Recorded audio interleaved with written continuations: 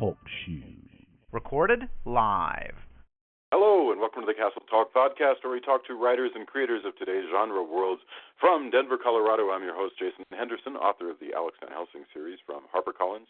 This week, we're talking to Ruth Franklin, whose new biography of Shirley Jackson book was called A Precise, Revelatory, and Moving Reclamation of an American Literary Master. She's a book critic and frequent contributor to New Yorker, Harper's, and more, a recipient of the New York Public Library Cullman Fellowship and Guggenheim Fellowship. She lives in Brooklyn. Ruth, welcome. Thank you very much. My pleasure. Oh, I'm so excited to have you on here because actually I've been hearing about you working on this book for what seems like at least over a couple of years. I mean, so can you tell me a little bit about what brings you to a biography of Shirley Jackson and how long it's taken to put this together? Sure. Well, I worked on the book for about 6 years, which it seems to be enough for people to be calling it long-awaited, which is nice to hear that people were actually awaiting my book. But in fact, in the world of biography, it's not a hugely long time. You know, there are some people who work on their books for a decade or, even 20 years. So, I was eager to get it done within a more or less reasonable time frame. And, I started thinking about Jackson. Well, of course, she had always really been in the back of my mind, as one of those authors who you read as a child and always stays with you. Yeah. Maybe you had the same experience, of reading The Lottery and having it kind of always just be there for you as a touchstone. And for me, Jackson's great novel, The Haunting of Hill House, always was one of my absolute favorite books. But I didn't really start... Hill House is actually that's the one for me, in fact. The Haunting of Hill House is... Yeah, it's the one for me, too. But I didn't really start thinking about Jackson as a subject for a biography until I had read a greater range of her writing and saw that she, was most prolific even not in the genres of horror or suspense, but in this very kind of tight, taut, domestic, almost realism, stories that take place recognizably in the world. And I realized, what ties them all together is that they're all about the issues of women's lives. And that was what made me really feel that I had to get to know her life story. Yeah, I mean, one of the most well-known books by her is Life Among the Savages, which people have called proto-Irma Bombeck, basically. Right. She was a bestseller during her life for these very popular memoirs about her bustling household with her 4 children, ranging, I think the eldest was 9 when the youngest was born, so they were all in pretty quick succession. And, of course, her absent-minded professor husband, as she depicts him in these books, Stanley Edgar Hyman, a literary critic and professor at Bennington College, and their huge menagerie of dogs, cats, birds, and I'm not sure what else. A lot of critics have commented on the fact that Jackson wrote in these 2 very different genres. And what I try to show in my book is that her writing style and her themes are actually very consonant, no matter what she was writing about. It reminds me a lot of I know that we've talked about this in the past, but she reminds me so much of Grace Metalius, who was nowhere near Jackson's level of, star power. But I'm talking about in terms of how people dismiss Jackson's work. I mean, I think, I was talking to an agent not long ago, and I said, hey, we could say that this is a lot like Shirley Jackson. He goes, these agents don't know who Shirley Jackson is. And I was thinking, that can't be true. I was like, that can't be true, can it? Ouch. Ouch.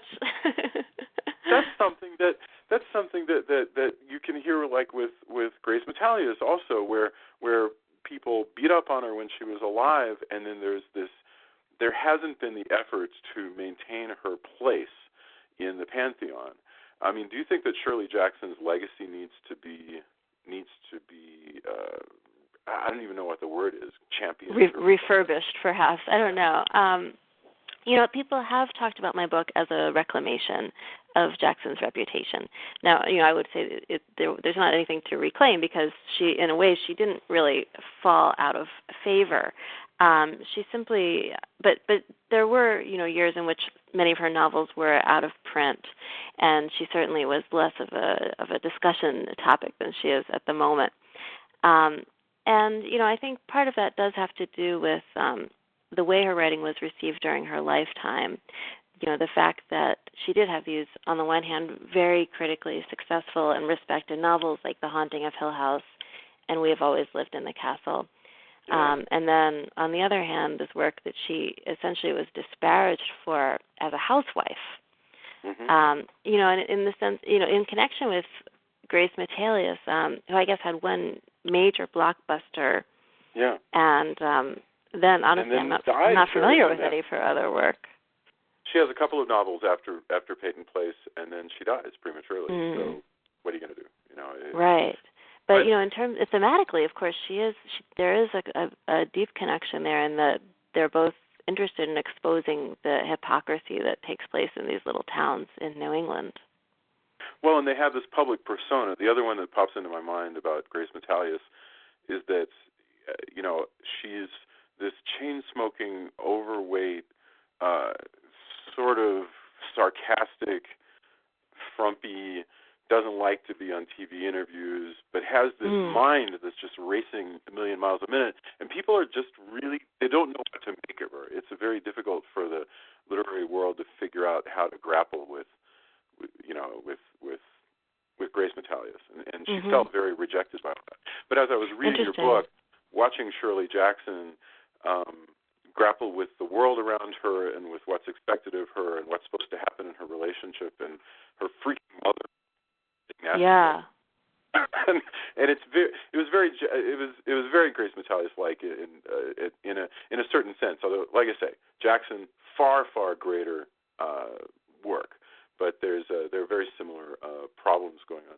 But right. Of course, Jackson also was overweight and didn't like to be on TV and didn't really like to talk about her work, and all that I think didn't really help her image in the public eye. I was looking at this book called The Survivors by Ann Edwards, which was a big hit back in 1968. And I was reading it, and as I was going through it, it occurred to me that it's basically just a fan fiction sequel to We Have Always Lived in the Castle. Oh, wow. Yeah, and do you think that, well, it's about a woman who poisoned her family like 10 years before and has been in a sanatorium, and then there's this sort of a gothic-y love story that comes out of it, and it's very 60s, okay, so it involves a traveling photographer and skiing and stuff. But so it's trashy, but I recommend it. I think you would probably get a lot out of it. But clearly it was, Ann Edwards, when she was writing it, this is before Ann Edwards became a big biographer, when she was writing it, she's clearly thinking about Shirley Jackson, and I wonder, how many people have taken Shirley Jackson as their influencers in their own novels. Right. Well, the one that comes first to my mind is Kelly Link, the short story writer, who in her last collection, it's called Get in Trouble, has a couple of stories that are explicitly homages to Shirley Jackson stories. They even have the same titles. One is called The Summer People, and another is called The Demon Lover. Or, I'm not sure about that. If it's not called The Demon Lover, there's a demon lover who appears in the book, in the story, anyway. Very cool. Yeah, and so the subject matter is totally different, but I would say in mood they're kind of similar to Shirley Jackson's stories. And then, of course, Joyce Carol Oates and Stephen King and Neil Gaiman have all talked about how deeply Jackson inspired them. Stephen King spends an entire chapter or so on the first paragraph. He did the book Dance Macabre, which was about macabre writing. He spends like a chapter on the first paragraph of The Haunting of Hill House, which he regards as dead solid perfect. I mean, right up there with du Maurier's beginning of Rebecca. Which I think it unquestionably is. Yeah. Oh, well, Patton Oswalt in October was just like, hey guys, it's Halloween time. Check out the opening paragraph of Haunting of Hill House. It's just sort of a go-to thing. Oh, it's certainly one of the great opening paragraphs in American fiction, I would say. It's delightful. Whenever Walked There, Walked Alone. Robert Wise in the movie adaptation just simply has one of the actresses read the opening paragraph, to it, which I think is good because so it's creepy. It's such a way of capturing. Hey, this is the American letter, and so since you're in the movie house, we're going to give you a little bit of it. It's pretty great. Mm-hmm. Matheson did, God, what was his book? Hell House. Matheson did Hell House, which is clearly an adaptation of The Haunting of Hill House. I mean, in every sense. I think he was just out to just sort of do, hey, I'm going to do my Richard Matheson version of The Haunting of Hill House. And that was back, what year did Haunting of Hill House come out? 59, I think. 59. So Hell House comes out in I want to say around 73 or something like that, which really, now that we're at such a distance from it, is not very long. I mean, that's like 15 years. It's no time at all to decide, hey, I like this book, I'm going to write another book. We mentioned Shirley Jackson's mom. Her mom writes to her, you have too many demented girls in your stories, which I just thought was such a... Did you enjoy, it seems to me that Shirley Jackson's relationship with her mother is so compelling in this entire biography, and it continues, to go on to the point where later on Jackson writes this angry missive at her mom, about some stupid thing that her mom wrote to her, and then she doesn't send a letter. Yeah, the unsent letters are a small theme of the biography. Oh, it's amazing. It's real. This is so deeply researched that it's really. Can you tell me a little bit about the process? I mean, let's say you pick anybody. Let's say Richard Matheson, but it's Shirley Jackson. Okay, how do you go about putting all that stuff together? I mean, what does it take? Does it take a hell of a lot of trips to Syracuse? I mean, what exactly is the process? Yeah, well, the process of putting it all together, I would say, was really the most challenging aspect of writing this book for me. Jackson's archive is at the Library of Congress in Washington, which is a fairly easy and convenient place to do research. But it's about 50 boxes of papers. And then Stanley Hyman has his own archive, also at the Library of Congress, and that's another 50 boxes or so. So we're talking about just a lot of papers. And, certainly in the beginning, I felt like I had to turn over every single paper in order to be thorough. And then, eventually as things go on, you realize that, in fact, it might be overdoing it a little bit. But, the real trick of it is that these archives, Jackson, I felt really lucky because Jackson is the kind of writer who saved everything. From date books and diet logs. I even found dream diaries, random notes, all kinds of stuff. In her drawings, right? Lots of drawings and cartoons. All that stuff is just sitting there in her archive. And Stanley's was similar. It seems like these are people who really never threw anything away. But the problem is that okay, they kept all the letters that were ever sent to them, pretty much. Which is great, but of course it's only one side of the conversation. Sure. And in order to get Shirley's voice, I had to track down the letters of the people she was writing to.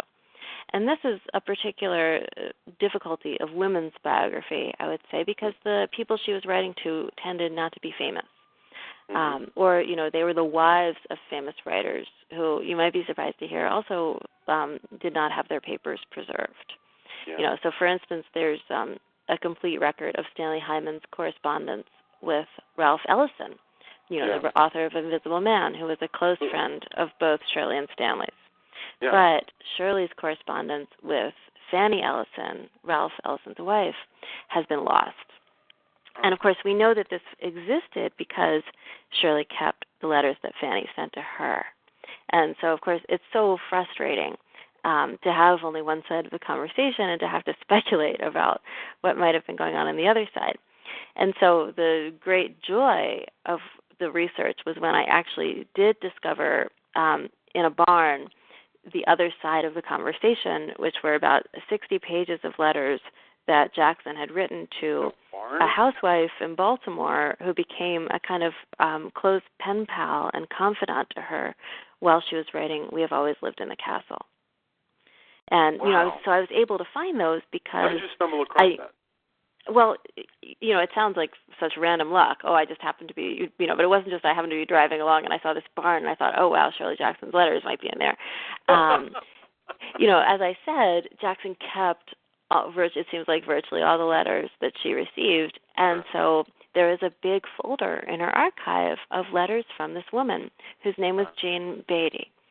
And when I saw the number of letters and I started reading them, and, not only I became intrigued by Jean Beatty herself because the letters were beautifully written and obviously really intelligent.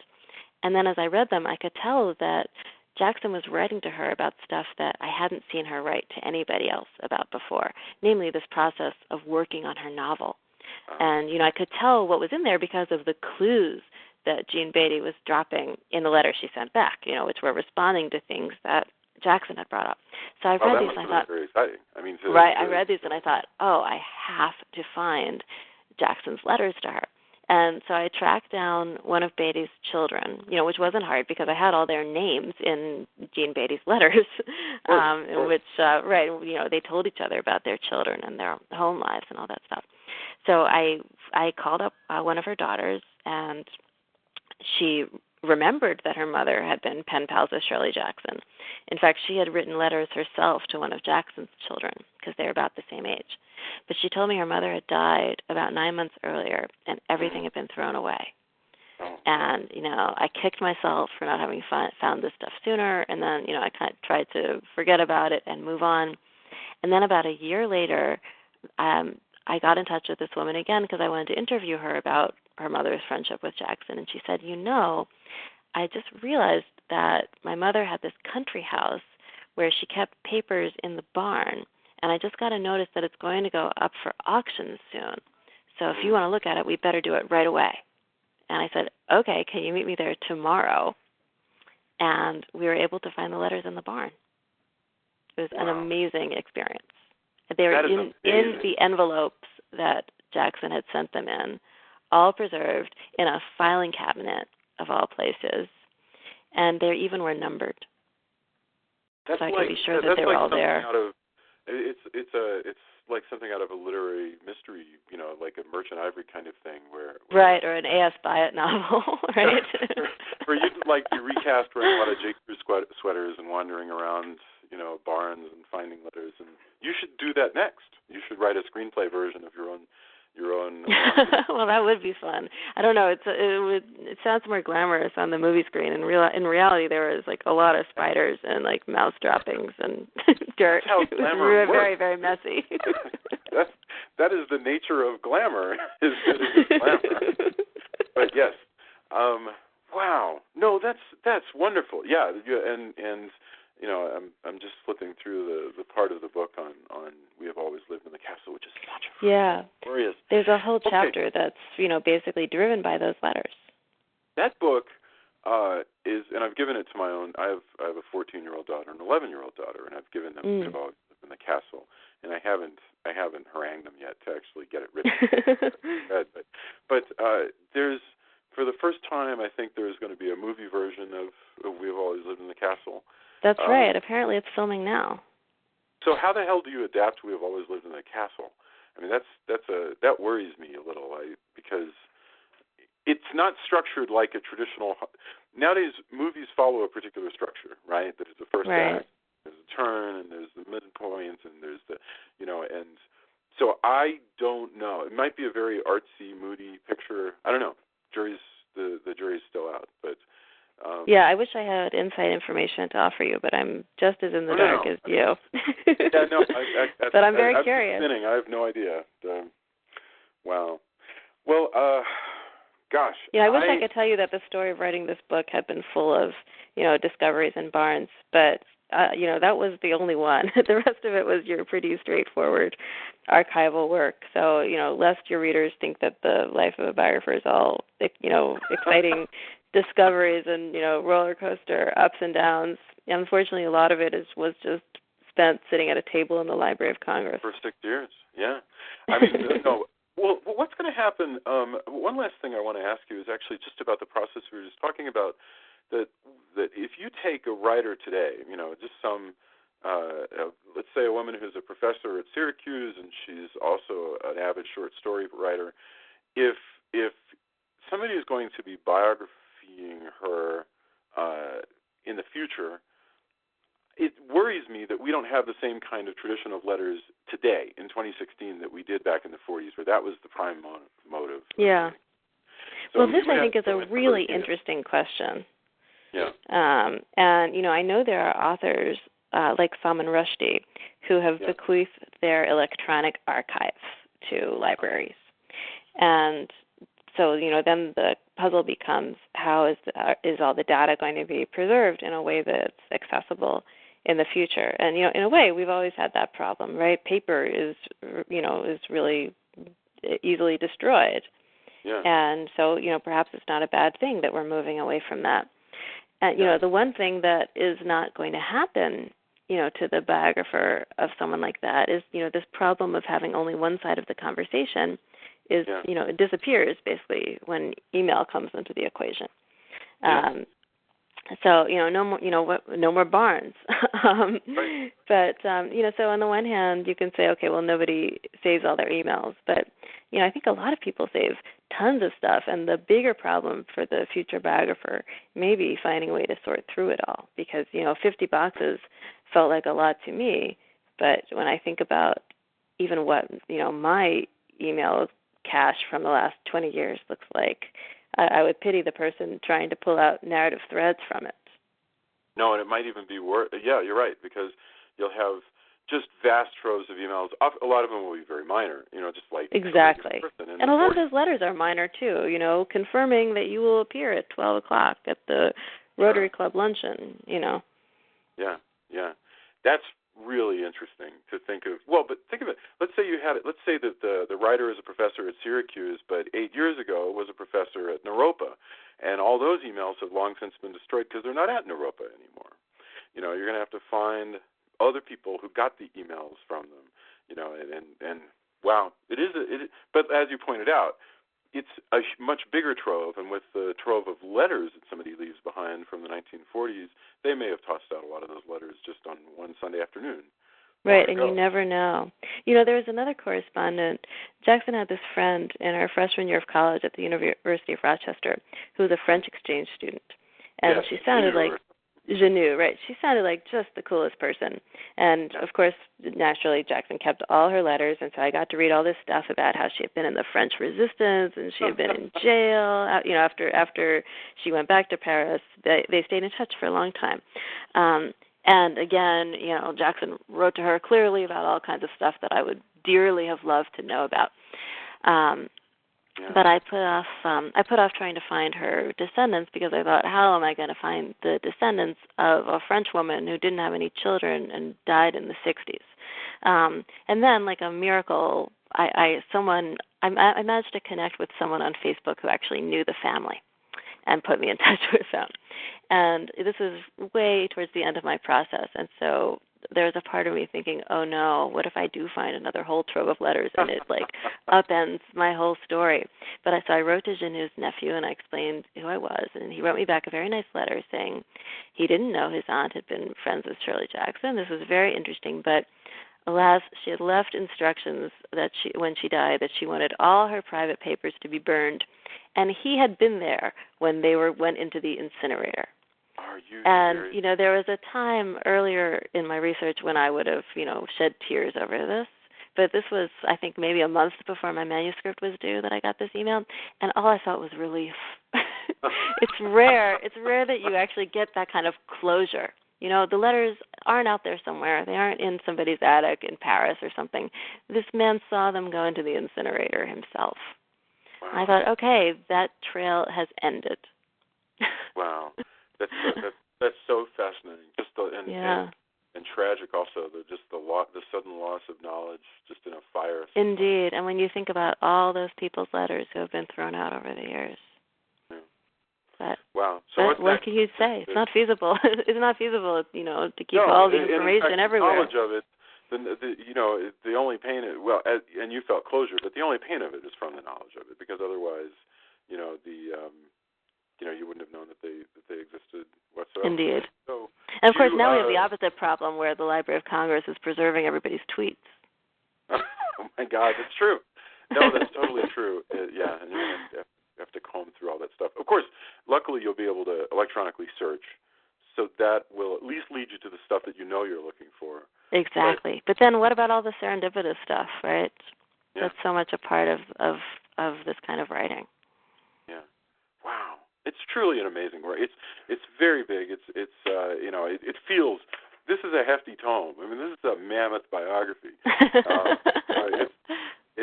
And it's getting just really, really fabulous reviews. Ruth, first of all, would you like to tell me, like, have you already started thinking about what the next one is, or are you done for now and you're not going to think about that? I've started thinking, but I'm not in a hurry because I've just realized what a big commitment it is to spend so much time trying to get inside another person's head. So I feel like I got really, really lucky with Shirley Jackson. I found the whole process absolutely absorbing from start to finish, and I feel a little bit anxious about finding another subject who will be as compelling. Wow. Well, that's fabulous. I mean, I think you can spend a few years just talking about Shirley Jackson. So Definitely.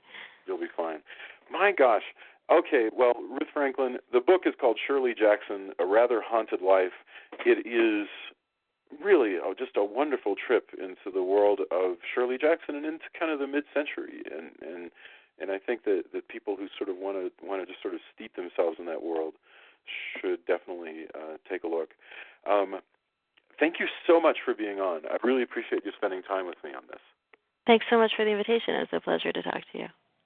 Absolutely. Have a fantastic Sunday. I'll talk to you soon. You too.